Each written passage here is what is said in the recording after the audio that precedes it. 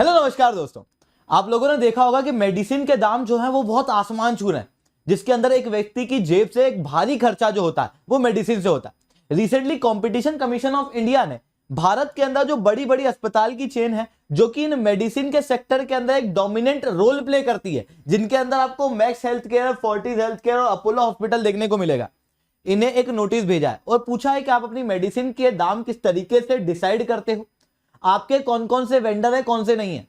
और ये बहुत ही इंपॉर्टेंट और सिग्निफिकेंट स्टेप है ये मेक श्योर करने के लिए कि जो बड़ी बड़ी अस्पताल की चेन है कहीं अपने डोमिनेंट पोजीशन का मिसयूज तो नहीं कर रही, क्योंकि इनके ऊपर बहुत सारे एलिगेशन लगे हैं। सब चीज को हम लोग समझेंगे, बट उसके पहले आप लोग मेरे साथ में SRC10 टेलीग्राम ग्रुप के ऊपर जुड़ सकते हो। क्लास की अपडेट पीपीटी पीडीएफ आपको यहाँ पे मिल जाती है। इसके अलावा रोज सुबह 8 बजे हिंदू एनालिसिस की क्लास में लाइव ली जाती है, आप वहां पर ही मेरे साथ में जुड़ सकते हो।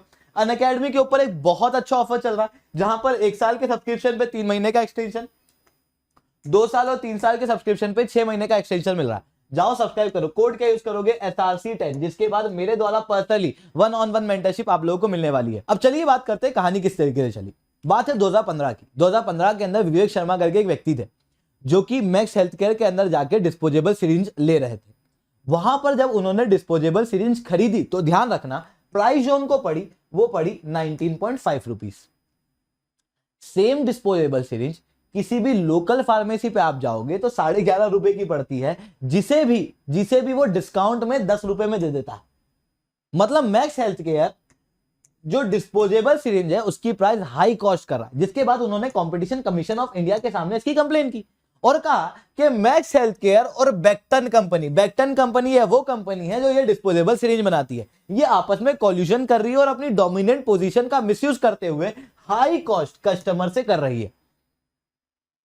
कंपटीशन कमीशन ऑफ इंडिया ने इसके ऊपर रिसर्च की और रिसर्च की तो यह प्राप्त किया कि यहां पर बेक्टन कंपनी और मैक्स के बीच में कोई कॉल्यूशन नहीं है।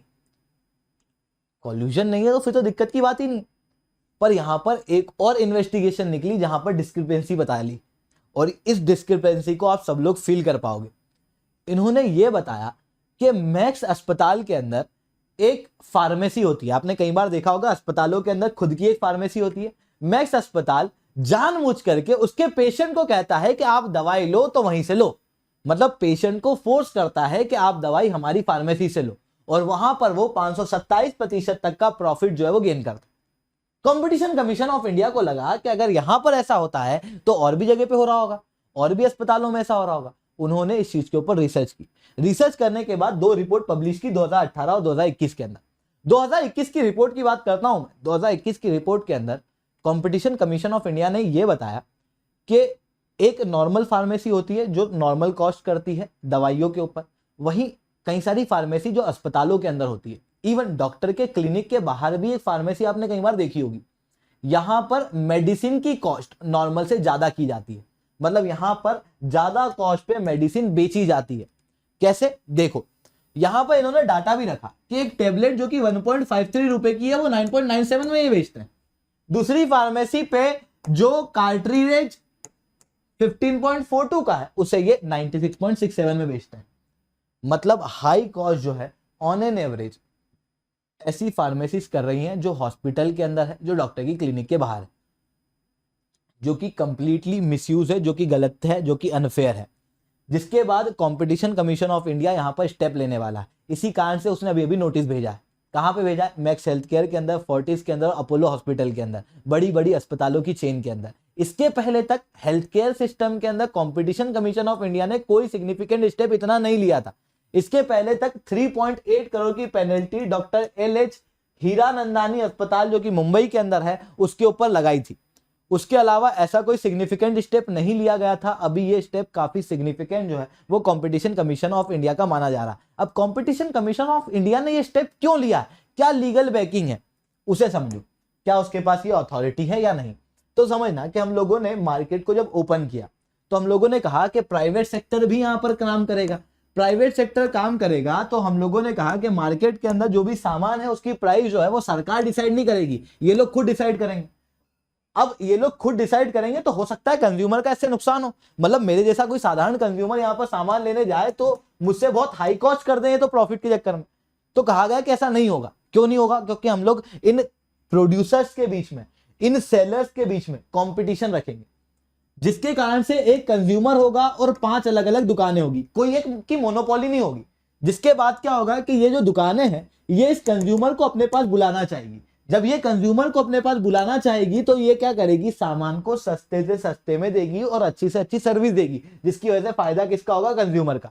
पर ये कब हो सकता है, ये तब हो सकता है जब इन प्रोड्यूसर्स के बीच में, इन सप्लायर्स के बीच में, इन रिटेल शॉप के बीच में, या फिर ये जो भी है उनके बीच में कंपटीशन रहे। अगर ये कंपटीशन नहीं होगा, अगर कोई एक कंपनी डोमिनेटेड रहेगी, तो वो अगर अपनी डोमिनेट पोजीशन का मिसयूज करेगी तो उसके कारण से दूसरे जो कंपनियां वो नहीं चलेगी, दूसरा वो कंज्यूमर को ज्यादा से ज्यादा ठग पाएगा। ऐसा ना हो इस कारण से कंपटीशन एक्ट बना था। ये कंपटीशन एक्ट ये कहता है कि कोई भी कंपनी अपनी डोमिनेट पोजीशन का मिसयूज नहीं करेगी। मतलब कंपनी की डोमिनेटेड पोजीशन हो सकती है पर उसका मिसयूज नहीं होना चाहिए। और वही चीज जो है उसी चीज को मेक श्योर करता है कंपटीशन कमीशन ऑफ इंडिया, और यहां पर भी वही कंपटीशन कमीशन ऑफ इंडिया कर रहा है। सवाल उठता है कि दवाइयों की प्राइस निर्धारित कैसे होती है, वो भी तो समझे। तो देखो यार, दवाई दो प्रकार की है। एक होती है एसेंशियल दवाई, जैसे फीवर की होती है, खांसी की होती है, जो सरकारी अस्पतालों में फ्री में मिल जाती है। ये जो एसेंशियल दवाई होती है इनकी जो कॉस्ट होती है वो डिसाइड की जाती है नेशनल फार्मास्यूटिकल प्राइसिंग अथॉरिटी द्वारा। वहीं एक और प्रकार की मेडिसिन होती है नॉन एसेंशियल मेडिसिन। ये जो नॉन एसेंशियल मेडिसिन होती है इनकी प्राइस को डिसाइड करती है फार्मास्यूटिकल कंपनी खुद। मतलब जो कंपनी इस मेडिसिन को बना रही है वो उसे डिसाइड करती है, कितनी भी कर सकती है। बस एक कैप है, कैप ये है कि इस साल जो मेडिसिन की प्राइस डिसाइड की गई है, अगले साल जो इंक्रीमेंट होगा प्राइस में वो 10% से ज्यादा नहीं होना चाहिए। उसके अलावा ये लोग किसी भी तरीके से मेडिसिन की प्राइस जो है वो सेट कर सकते हैं।